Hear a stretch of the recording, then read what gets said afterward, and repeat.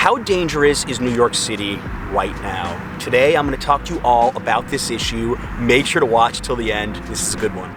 So far this year, New York City has seen more than 1,000 victims. That compared to the 551 victims this time last year. This summer, we have experienced a tidal wave of violence. What's up, everyone? It's Todd coming to you from Hudson River Park, and you've probably seen news clips like that or read stories about how the crime rate is up in New York City. Well, at least certain crimes. But let's be honest, news like that gets attention. How bad is it really here? Well, before we begin, I actually polled you guys, my subscribers. I asked in my community tab, would the increasing crime rate affect your decision to come to New York City or not?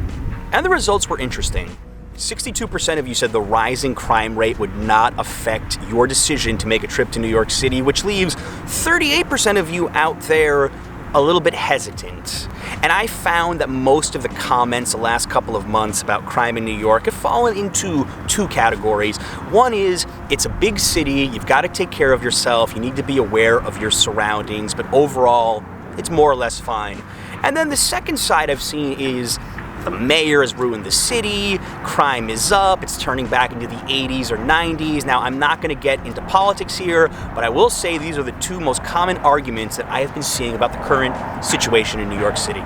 Instead of just giving you my opinions and observations, let's actually go through the crime stats. And the two stats that have everybody talking are murders and shooting victims. There's been 321 murders so far in 2020 compared to 230 last year at the same time, an increase of nearly 40%, and 1,348 shooting victims so far, an increase of over 100% from last year. This is alarming for everybody, including myself. Now, it is something the police are obviously aware of, but at the current rate, this city, by the end of 2020, could have a murder number of about 400 to 500 people. A tragedy, of course. But looking at it historically, over 600 people were murdered in 2001 and nearly 2,000 in 1990. And we can't just focus on murders and shooting victims. If we look at robberies, there's been 8,800 robberies so far this year. And that number is actually about the same as last year. But looking at it historically, when people say New York is turning back into the 80s and 90s, you know how many robberies there were in New York City in 1990? Over 100,000. And that's when the city had a population of almost 2 million less people. Look, you should absolutely be concerned about these numbers, but just because murders and shootings are trending up does not mean the city is a war zone right now. In fact, if you're a tourist watching this, the majority of the shootings and the murders are occurring in areas you probably wouldn't visit. And that does not take away from what's going on, of course, but it's just something to note. The real issue right now is that a lot of people have left the city, especially Manhattan. And I mean especially Manhattan. I've been to Brooklyn, I've been to Queens, and a lot of those neighborhoods in the outer boroughs, they feel far more normal than Manhattan has. And let's say my neighborhood of Greenwich Village, after 11 o'clock, all the restaurants are shut down. So there's going to be a lot less people on the street. And for myself, unless I have a really good reason, I'm not wandering around after midnight right now. And if you're walking around Manhattan late at night, it could be pretty alarming that there's barely anybody out. And with less people out, your chances of running into problems definitely could go up. I will say that in the past, I used to drop my guard a lot in New York. You know, I wasn't paying attention to my surroundings. I was walking around at all hours. Of course, things were open, but New York isn't the city that never sleeps right now. It could get back to that, but right now, it certainly isn't. Now in New York, I'm a lot more attentive.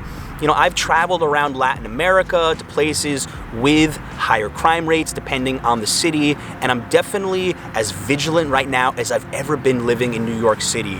But I think you have a far higher chance of running into somebody who's mentally unstable than you do of being the victim of, let's say, a robbery or a shooting, assuming you're a tourist visiting New York City. And I can give you a story to illustrate this. Adriana and I, a few months ago, were exiting the subway. We were leaving the turnstile, at 34th Street, and a guy approached us. Now, I had my headphones on, I wasn't listening to him, I'm assuming he was asking us for something. I ignored him and kept walking. Well, let me tell you, this guy wasn't very happy about that. He was shouting some things at us, and let's just say he wasn't a fan of the YouTube channel, and we'll leave it at that. I think that is likely to be your worst experience visiting New York right now. Running into somebody who's mentally unstable and could snap at you for something little like that, which is why you've got to be paying attention here. So there's an interesting app I want to bring up to you guys on the subject of safety and crime in New York City. It's called Citizen, and I only discovered it a few months ago.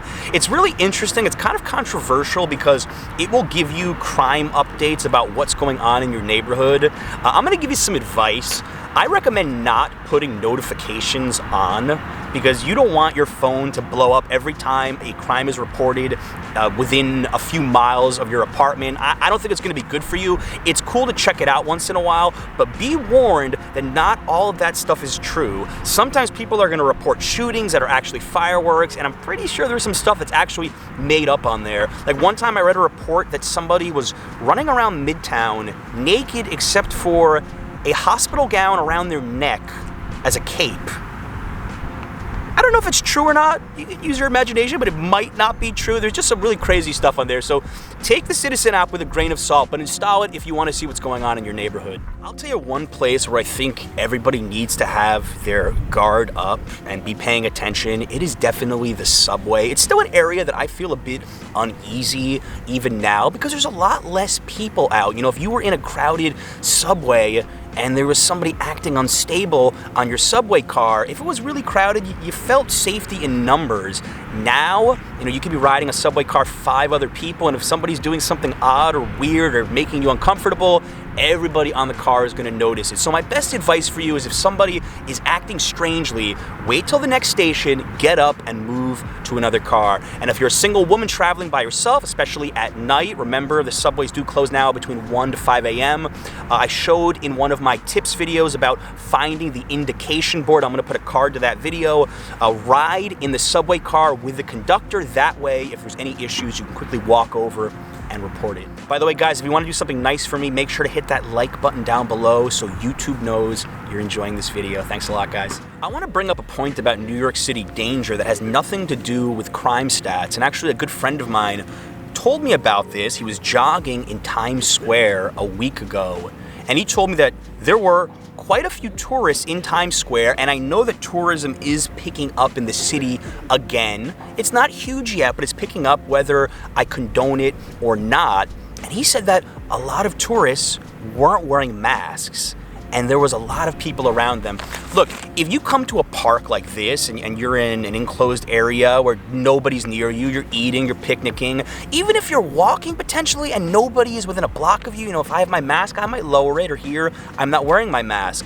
But I always have it ready when I'm walking, because if you get to a crosswalk, you know, you could have 4 or 5 people quickly on either side of you. So I think that many people are visiting New York from less populated areas of the US, and maybe for them, they're only wearing their mask when they go to the mall, when they go inside of a place to eat. I just want anyone watching this to realize that just because you're not a victim of a crime here doesn't mean you won't get COVID-19. So let's keep New York City safe as well from COVID, because this city doesn't get enough credit for how well it's done to reduce the COVID-19 spread. It really does. Let's keep New York City with less COVID cases, and I don't want you guys bringing COVID back to wherever you're visiting from, so always have your mask with you at least and ready to put on if you're around a lot of people. Overall, I don't think New York City is very dangerous at the moment.